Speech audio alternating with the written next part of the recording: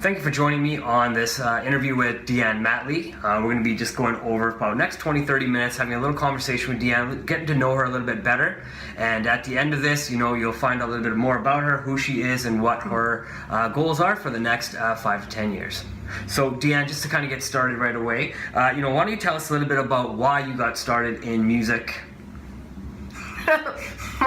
Well, actually, it's kind of funny because I was telling somebody the other day I never actually thought I'd be doing music full time.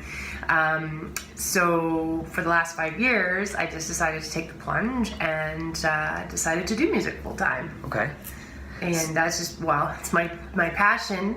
And now people are like, so you need to get a hobby. I'm like, so music can't be your hobby now. Music is not I don't know if it ever was my hobby, but now I need a hobby because my passion is my job, which, right. Most people are probably like, oh, that's awesome when you get to do what you love, for your job.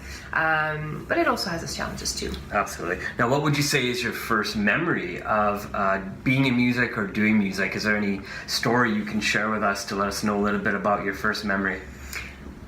Well, I share this story quite a bit, although I don't think I actually have a memory of it. Someone has just told me about the memory about when I was little, and just, singing while my dad played guitar. Okay. Yeah, so since I was like 3. Wow. Yeah. So it's been very impactful. So your parents had something to play with that in the role of you pursuing a music career, would you say? Well, I think it allowed me to discover that I love music. Like I said, I naturally gravitated to choir on my own. Like my parents weren't, telling me to go do these things. I just found them on my own, which was really exciting. And I Excellent. just, fell in love, so. Nice. So I know, when we all grow up, we're typically, we enjoy different music, we enjoy different genres of music. Now, is there somebody who inspired you when you were younger from the past? And maybe is there somebody who inspires you today, maybe that's not necessarily from the past? Well, I think, I've always listened to music. Music's always on. Like if I'm around at home, music's on. I'm in the car, music's on.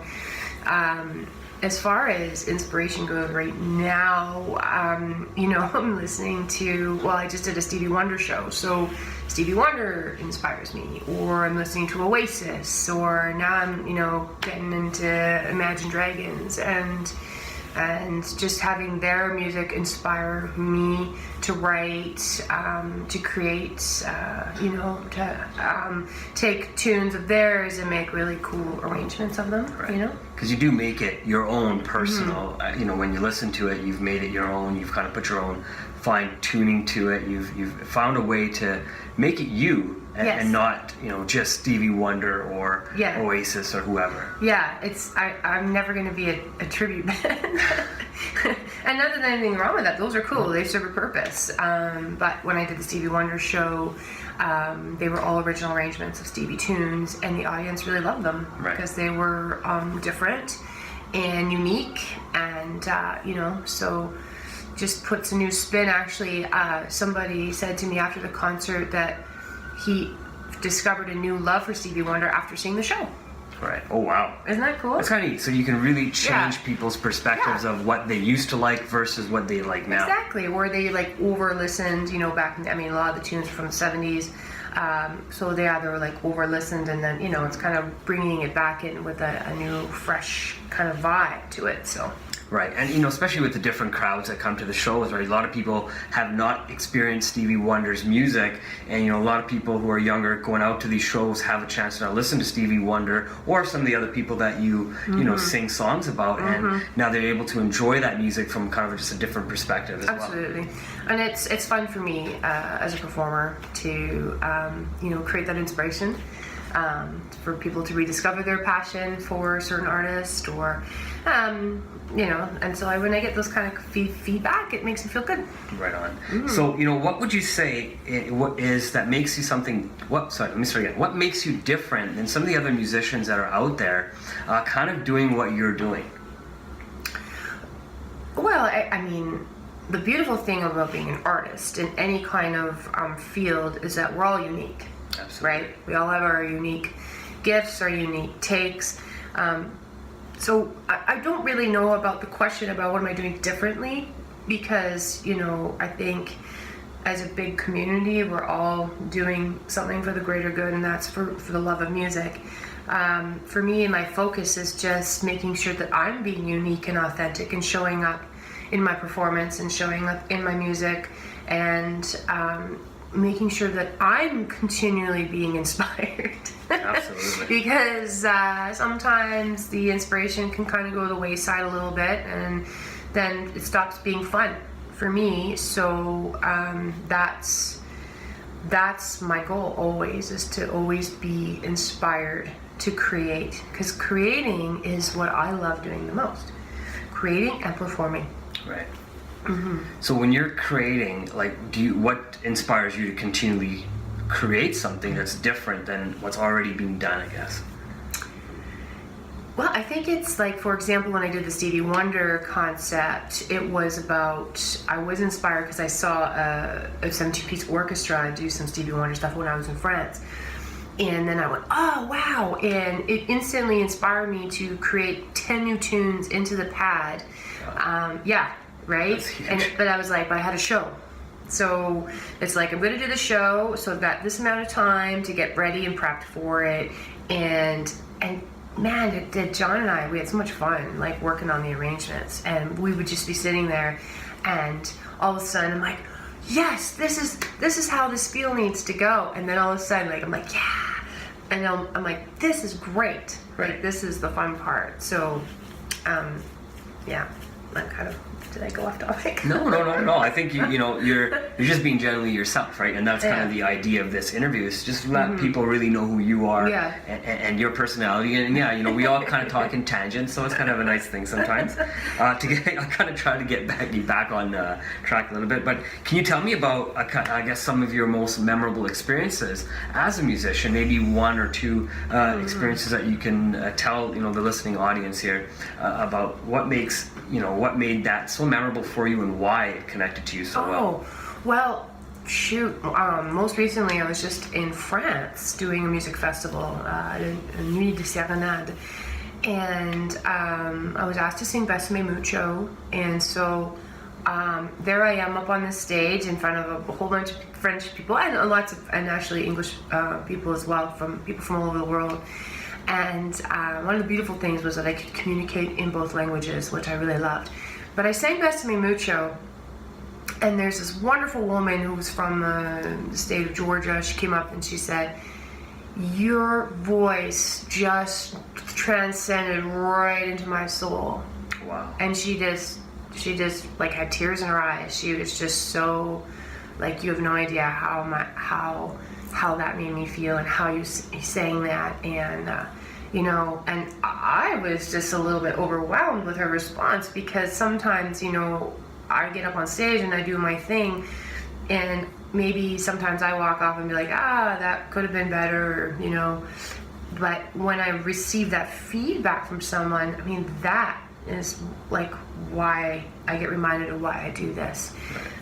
So that just recently happened, and I think one of the best parts about when I went and studied at Berkeley for a summer, and that transcended me in so many ways, because I was surrounded by so many amazing mentors and fellow musicians and friends, and my love tank was so full, and I was completely my authentic self. I came home like I was on a pink cloud. And that was when I met one of my mentors, and he inspired me to record my very first album. Right on. So that to me is an experience that really helped me move forward as a musician. Right. I think the two things that are similar in the story is you were able to, one, make an emotional connection to somebody else with your music, but in the same way, the music was actually making an emotional connection with yourself, right? And I think that's a lot of things that people enjoy about music, is the emotional connection that it can make to one another, right? Absolutely. Well, I think that's what music does for people. I know for me, whenever I'm going through a breakup or or I need to get pumped up, or I just want to have really good energy, I put music on because I feel better. Right, feeds the soul. It feeds my soul, and I think one of the things that's my gift as a musician is that heart connection. So there's something about me that transcends and reaches hearts. Right. And I don't get up on stage and think, okay, I'm going to do this today. I'm going to reach a bunch of hearts. I just show up and do my thing. And that because I have no control what happens out in the audience, right? So that is what keeps me doing what I do. Right. So just to kind of, so I understand as well, so as the person's listening right now and watching this video, you're able to connect to people, and you don't necessarily know who you're going to connect to. And when the people come up to you and tell you, I mean, that just continues. The reason you continue is because you now understand that that's the best thing to do. You can keep connecting, you can keep changing people's lives, and not necessarily is everybody going to come tell you, but you know those people are out there, and through your music you're doing it. Well, a really perfect example was I was doing a gig last week, and this couple came and they were listening to my music before they came to see me do a live gig, and the gentleman was telling me how much he loved my tune Steel and Blue. And I mean, that's my very first tune I wrote 5 years ago. And he sat there and told me how he cried, and he's just oh my God. And I was just I was surprised, because I don't know about other artists, but I can only speak for myself. But I sometimes write music or perform music, and I'm like, oh, that you really had that kind of a connection with that song, and I forget that. Just because maybe I'm that was one of my first songs, and it's not so great or whatever. I was just so blown away, and I was like, Steel and Blue? And he's like, yeah, the words. I was listening to the words, and I just had to cry, and I was just like, wow, thank you for telling me, because I kind of even forgot about that song. Right.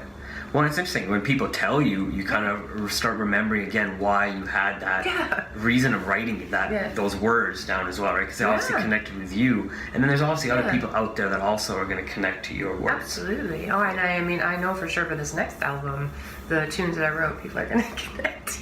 Right on.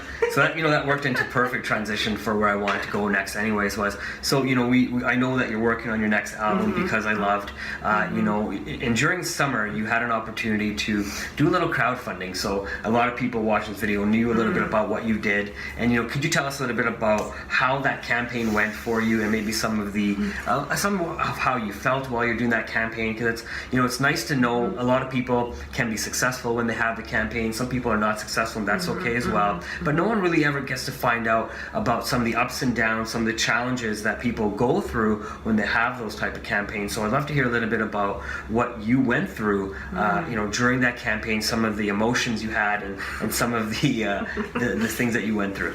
Wow. Well, it was such an uncomfortable thing to do. Okay. Putting myself out there and asking for money. Right. Now, it's not easy to do. It's Absolutely. not. No, it's not easy. And and the reality is that it's a very common thing nowadays. So people understand what crowdfunding was. When I did a crowdfunding campaign 5 years ago for my first album, and the concept was still kind of new, so people were still really what's going on? But now it's more of a kind of expected thing. But for me, being someone who yes, I'm a performer, and I love being on stage and on and off stage. I love connecting with people, but then to force myself to do videos and send emails once a week, because then I'm just oh my God, I don't want to piss anybody off, and I don't want all this stuff came up for me that really challenged what I was doing, because I care, right? But what happened is I realized that there are people out there that want to support what I do. Yeah.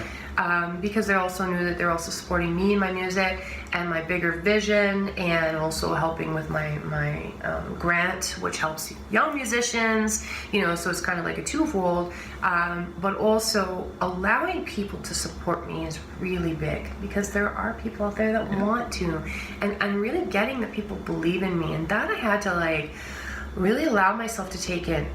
It's like, when I get compliments, right, it's like I've had to learn to just say thank you. Right. As opposed to, oh, well, no, and, it was okay, like that I've had to start to learn to do. And it's about allowing it to come in and having gratitude. So with the campaign, though, what I loved about it is that when people donated, they're getting also something in return. Not only were they, supporting me and knowing that they get to be a bigger picture of this project, but they're also going to get my full discography, and they're going to get, personal poem, and they're going to get, like all these. That made me feel really good about that. Right on.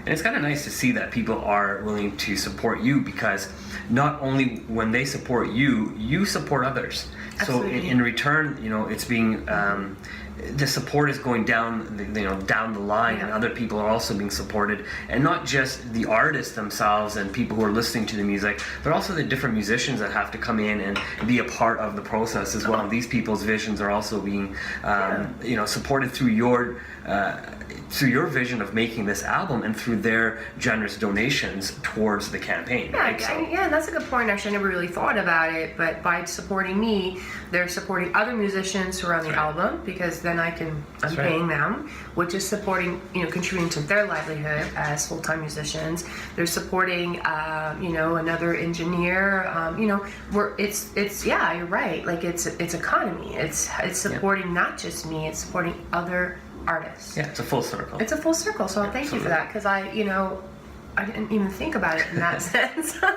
But that's a truth, and Absolutely. It's gonna support my designer, when he does the CD, and my sister who's gonna do the photography, and so it's supporting a bunch of entrepreneurs, really. Yeah, that's right, and it supports the other person. You have somebody that's going to be playing guitar on your album now. Somebody hears your album, hears this person playing guitar. Yeah. So I really like the way this person plays. Maybe I need them for my own album. Exactly. And you never know where those opportunities can go for other people, all because someone was willing to, support your campaign and your crowdfunding, right? So it's kind of an interesting way that things can lead into other things. Yeah, no, and I thank you for that. You're welcome. That's true. I didn't, I forget that, when we do these things, we're, as artists and musicians, we're supporting each other. That's right.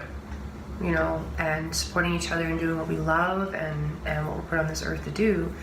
And yes, money is a part of the equation. Absolutely. So now, after you had done the crowdfunding, and it was definitely successful, and I mean that part was just amazing, and thank you again to everybody who obviously donated. Now, Amazing. you'd gone to Montreal to record the album as well, right? So can you tell us maybe a little bit about your experience in Montreal, as well as maybe what some of the next steps are that are coming up now that the album is recorded? Wow. My time in Montreal was a dream come true. I wrote a vision back in January for the album, and it was completely, it totally showed up. I felt so supported by my fellow musicians, so loved. I was taken care of. I was able to show up authentically and, really sing the shit out of the lyrics. I was in such a comfortable place that I felt that, no problem, that I can do this and really get grounded. And I mean, I just had, and I laughed and I cried and, I just even thinking about it, what an incredible experience I had, and I'm so grateful for all my guys, again in Montreal, for being, and just the friends that I made too outside of the studio, and the connections, and and just the hangs, and incredible. Right, because it can't just be about just being in the studio the whole time. It is about those connections and relationships that you're making as well. Outside the studio, Absolutely.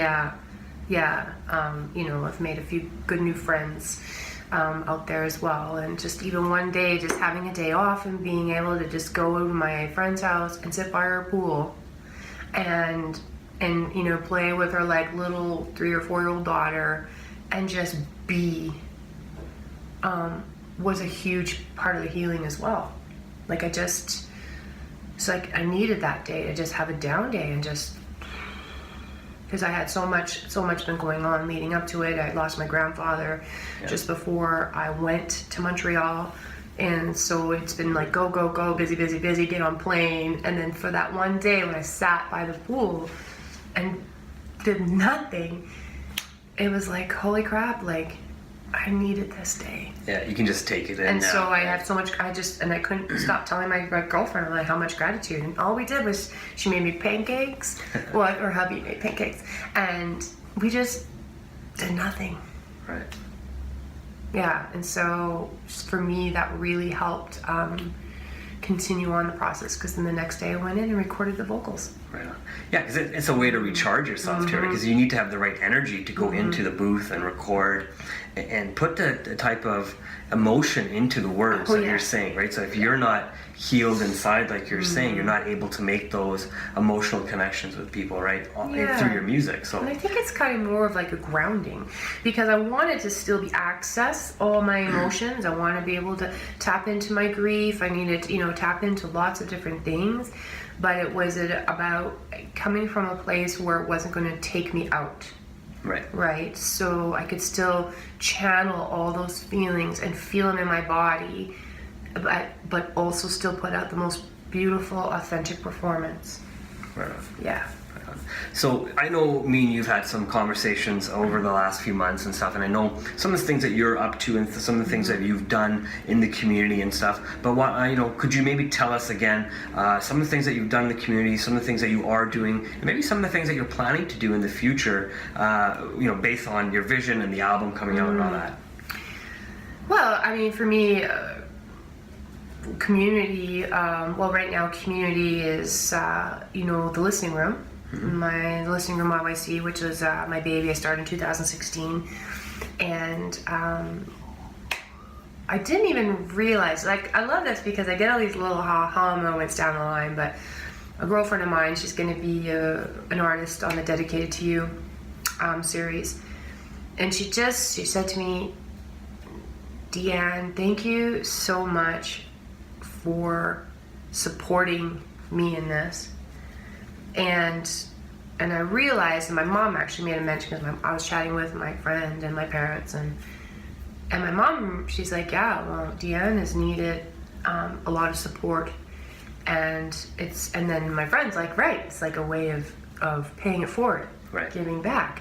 I'm like, that's right. I mean, this is why I do this, of course, because I'm giving back to the community, the musical community, and giving back to, because I love my fellow artists, and it's creating that space for them to show up and be their authentic selves. And so that's going on right now. And the nice thing is, because I know you live pretty close to Studio Bell here, which is a music, just kind of like a music area where you are in, and I know you used to hang out at the King Eddie back in the day, and that was a very music place as well. And I mean, someone had to make that platform for you to perform, and now you've kind of gone out there and found a way to make your own platform for other artists to come in and also develop their skills and have a place to come in, because obviously, for a while that King Eddie was maybe not the place for people to go. I think it's starting to come back up again. Wow. That was more of like grounds for drinking. Okay, well, I was trying to make it sound good. No, it's cool. But the vocal jazz jam that I host is really good too for supporting young artists as well, and giving them a place to practice, because when I started out singing, there wasn't a lot of places for me, because I'm not I don't accompany myself. I don't play guitar or ukulele, or so I rely on somebody else to play. And so this gives a place for people to show up and sing with a pro band and practice their skills, and that's important. And It's important because it's good for the soul, you know? Right. And I love it because people are courageous and get up on stage. And even though I'm in front of a very supportive audience, and that means the world to me. Right. Because anybody that can sit there and critique or, you know, kind of be, critical of someone else, it's like, well, you get up there. Absolutely, yeah, that's true. Right? So, I mean, for me, it's a great place for people to practice being courageous, which is one of my things. There's a quote, and I'm pretty sure I'm going to get it wrong, but it pretty much goes something along the lines as those who say they can't do should not get in the ways of those who are, or something along Right. the line, right? So, you know, it's kind of a pay sediment to what you're saying. Well, before, and right? I mean, for me, and I can only speak from my experience, but every time I get up on that stage, I'm completely vulnerable. Yeah. When I did the, I have my, I care, right? So every time I get up on, I even did the Stevie Wonder concert. I mean, there I was. I'm like, here are brand new arrangements, right? And there were things that went well, and there were things that didn't work out, and but I even stopped a song because I was just like, we're gonna try that again, and part of my little brain's like, oh, you're screwing up, and I'm like, nope, you gotta stop the monkeys, and it's like, it's okay, because I mean, I'm a coach too, and I coach my clients, and I say, if you start a song and it doesn't start off well, it's okay to stop. So I had to kind of like practice what I preach on that Stevie Wonder show, but I felt very vulnerable because it was brand new material. Right. And I got up there and I was nervous, and I was just like, all right, just go, and invited the audience to be a part of this brand new experience as well. So they got to be a part of the debut of these new arrangements, which now we'll get to sit and play with, and I'm playing on other gigs now and tweaking, and it's great, it's exciting. And right, it just gets better and better. yeah, the more you do absolutely. it, right? The more I mean, that's like anything. So, but my quote, I get nervous before every performance because I care. Right. That's good. Perfect. It's well said. Yes. That's a quote from Deanne Matley. That's awesome.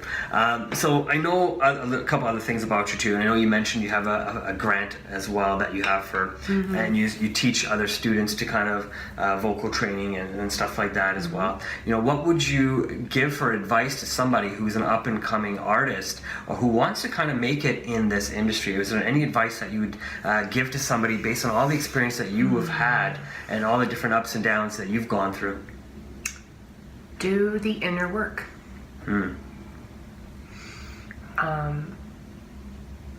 It's for me. It can be very challenging in a lot of ways, and if I'm not coming from a place of high self-esteem and confidence, and this isn't from and I'm not talking about false ego.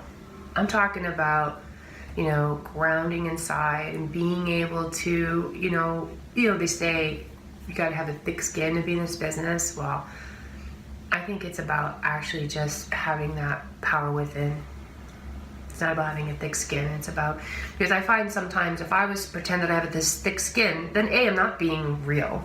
That's not who I am, because I'm a heart person. Right. And my heart, gets broken easily. Like I'm a sensitive person. But because I've been able to really work on that deeper inner root stuff, I find out I just attract better things in general too. So that would be my main thing is working on that power within and creating healthy self-esteem. Right. Because it's not about being better than someone or not, it's just about, I want to be able to show up and be authentic as I can, because that's who my audience is going to connect with. Right on. No, I love it, because it's you really you're challenging yourself every day, and your biggest competitor is yourself, right? You can't compete with anybody else, right? So. Well, I don't want to really be in competition with myself, but when you said about advice, I mean, that's it. Right on. Is that real true grounding, and it took me a long time to kind of to get. I'm still working on it every day and evolving that part of who I am. And I'm very grateful because I have lots of amazing support around that. Good. But yeah, is get that stuff taken care of. You know, one of my tapes is I'm not good enough. So for me, that's the stuff that I have to recognize in myself, because when I'm in that place of low self-esteem, and that's when all of a sudden my I'm not good enough's come up, or you know, what am I not doing, and how come someone else is doing that, and you know, it's really about recognizing that as well, and being able to also support my journey and to support others' journeys. Right. And I think that's wonderful, and it's true, because if you don't work on yourself, you'll never be able to get out of yourself. Right? Well, yeah. Well, that's the thing. Yeah. And so I want to be able to support my journey, of course, because it starts with me, but supporting others. If we all kind of as a community supported each other, you know, I think it would just be way easier. Right. You know, and that's kind of the idea of the listening room as well, is to kind of show support for each other through community, isn't it? Yeah, because it is about, we're all getting up there on stage, we're all doing the same thing, we're just doing it differently. Absolutely. And as we want to be. Yeah. Right? And you're doing it what's authentic to you, Well, like you were exactly. saying again, right? Yeah, you know, and everyone has their different take on things, and so it's not about comparison. Right. It's about appreciation. Right.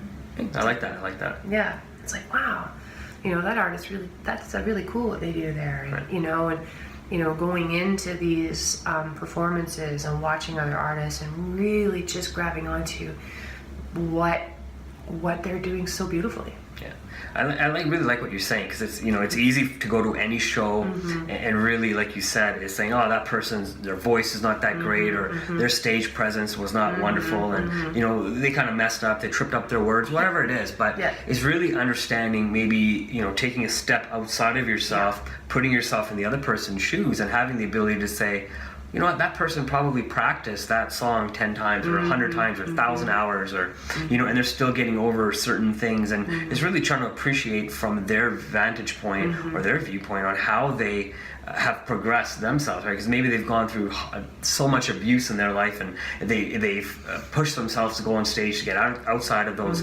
boundaries that they've created for themselves, and it's to really see it and not judge the person for what they are.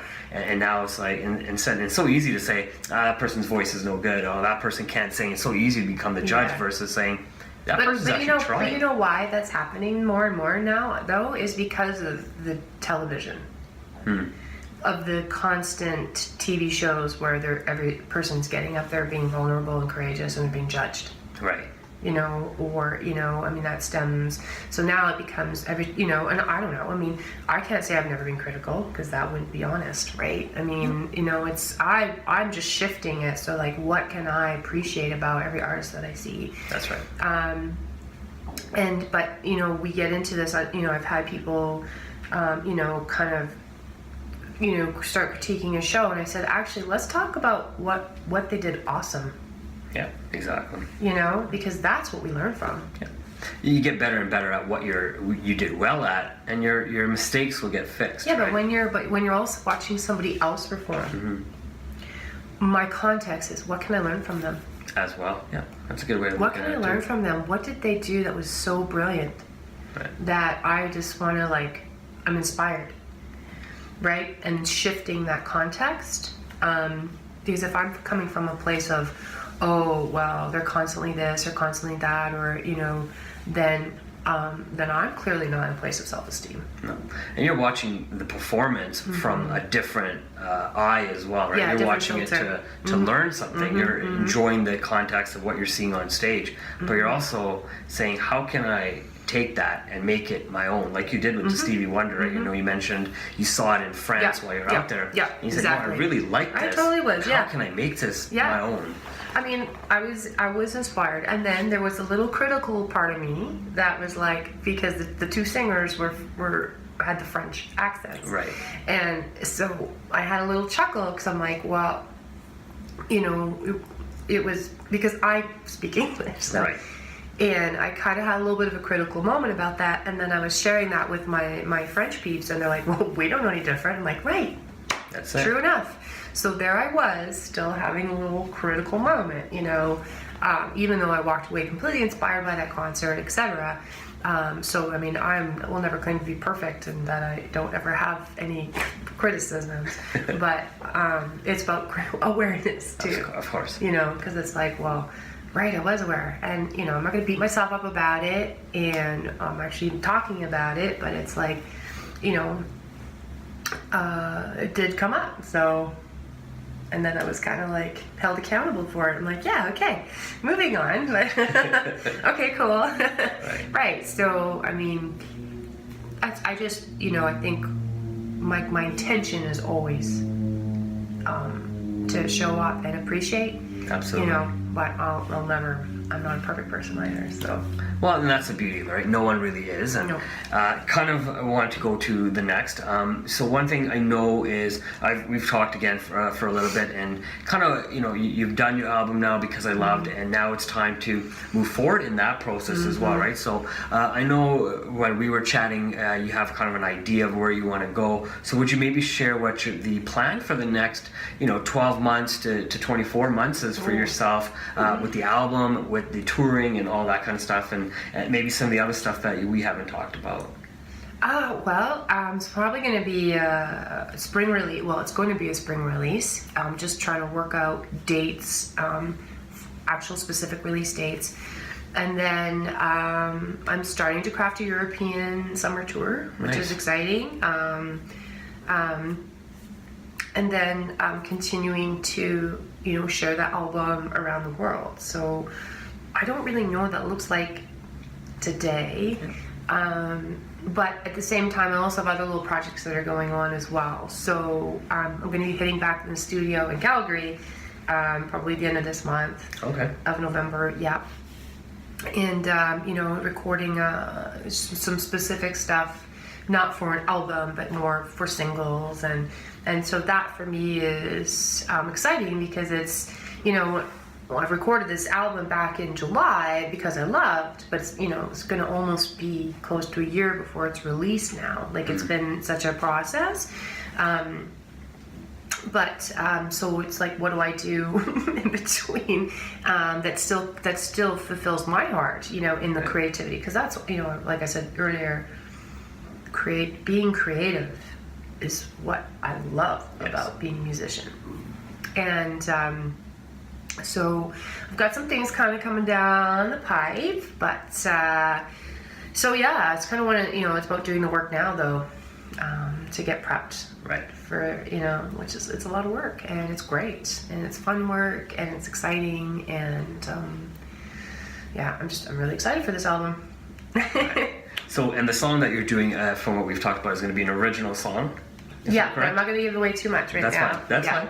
Yeah, it's so I guess we'll have there'll be stay tuned. There'll be a few tunes, original tunes recorded. Right on. Yeah. Excellent. Yeah. And that's a nice part too, right? I mean, you're people know you for doing other people's music, but not necessarily your own stuff. And you're kind of definitely venturing out there and now starting to put your own music together as well. Yeah. I know you've done that in the past, but now doing a little bit more of that because you've just had found different ways to want to connect to people. It looks like. Yeah. Well, life experience has given me material to write about.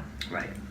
So, I like I said earlier, I wrote quite a few tunes for this new album, and I also wrote lyrics for a friend of mine's tune. Oh wow! Right. And I was able to share from my own personal life experience the lyrics, and so the ones that we're going to go into the studio with, are there's one tune specifically that's pretty personal. Okay. Mm-hmm. Yep. Okay. Yep. Well, we won't get too deep into it. We'll just have to leave that as a surprise for everybody. Leave that as a surpise for everybody, yeah. Awesome. Yeah. I know one of the tunes, if I'm correct, is hopefully don't give it away. Going to change the wedding industry. Yes. Okay, good. Yes. I'll say that. I won't give it away. Yeah. But I can say that. So it's going to be kind of a neat song. It's going to be a great song. Yeah. That's going to pull on some heartstrings. Awesome. Now, so in your own words, what would you, or who would you say Deanne Matley is? Deanne Nicole Matley. Deanne Matley. I'm a heart connector. Okay. Yeah. I have really strong core values, and I love people, Okay. and I love connection. Good. I think it shows. I mean, Yeah. everything you've said really shows through who you are, through what you say, not just what you say, but what you've done, through all the different things you do in the community, and all the different people you've connected with. And it kind of shows why, your campaign was also successful, because you live up to all the things that you say you are, because that's what people know you for being. Yeah. Thank you. You're welcome. Appreciate that. You're welcome. Sometimes I need to be reminded. Just listen to that on recording. Yeah. Just listen on repeat. Yeah. I love deeply. Okay.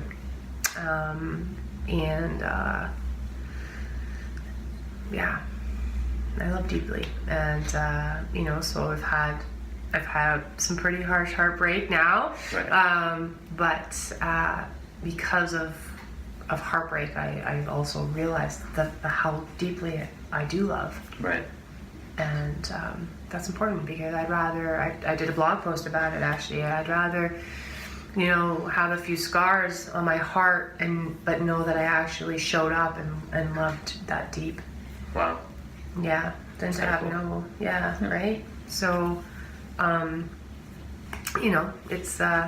it's reality. It's everybody. I think can relate to heartbreak. I think so. Yeah. I mean, I don't know if no, that's not true, because I actually didn't know I could relate to heartbreak until I actually really experienced it.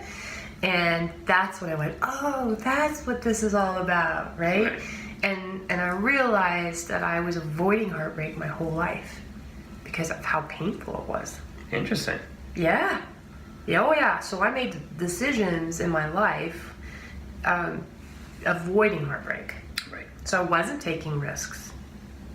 It's interesting you say that. I remember going through some experience back in the day, and I wanted to read a book just to see how I can get over this experience as well. And I never even finished the book. I read the first paragraph, and I didn't need to read anymore, because what it said was, in essence, if you knew the pain you would have felt today, Yeah. you wouldn't have done what you Exactly. all the experience you just had, you wouldn't have gone through them. Exactly. And and most people, you're right, they just kind of don't want to go through that pain, and so don't want to go through that experience, right? So they kind of shut themselves out of all the wonders that life can provide.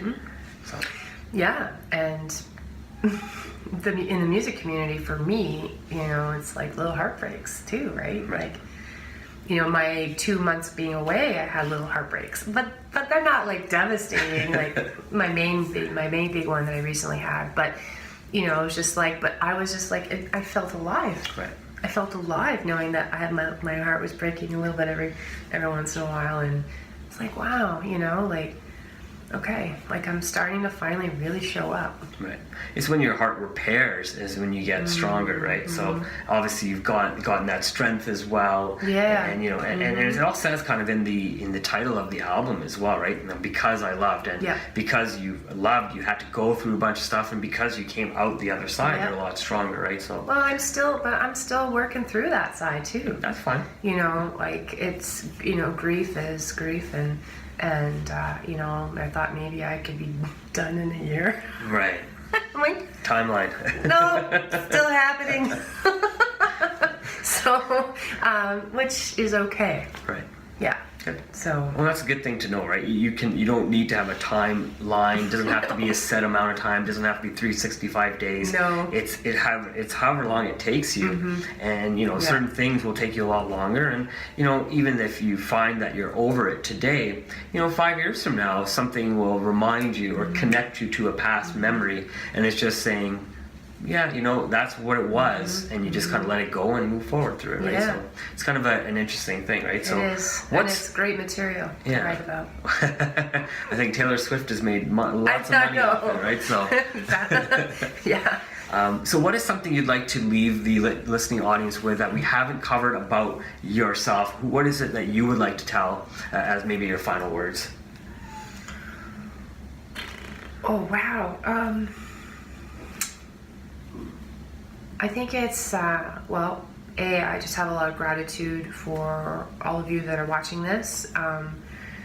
and gratitude for all the people that have supported me through so much, especially in the last year. And that I just did a recent meditation, and it was about the best time of my life is now, in this moment, and in every moment. Right on. And so that's what I'm striving Yeah, that's excellent. for right now, and one day at a time. But yeah, and I'm excited, you know, because this journey has been beautiful, and it continues every day.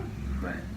You know, it's interesting you say that. I know I read a lot. So the Dalai Lama was asked once, you know, what's your most inspiring moment? What's that moment that you can go back to and just say, this really changed my life? And he looked at the guy and said, thought about it for a second. He said, this moment right here. Yeah. This moment right here is the most inspiring moment. Yep. And he's saying it that for that reason, because he was in the present. He's not living in the past. He's not living in the future. Yeah. He's living with the person that he's sitting next That's to, it. and said, I'm going to enjoy this moment. And it doesn't matter if he found enlightenment or didn't, or, you know, to tell you that moment that he did. But this moment that he's living in is enlightenment as well, right? So it's very awesome that way. So Yeah, it's a recent new find. So that's Right what on. I'm leaving with on the word.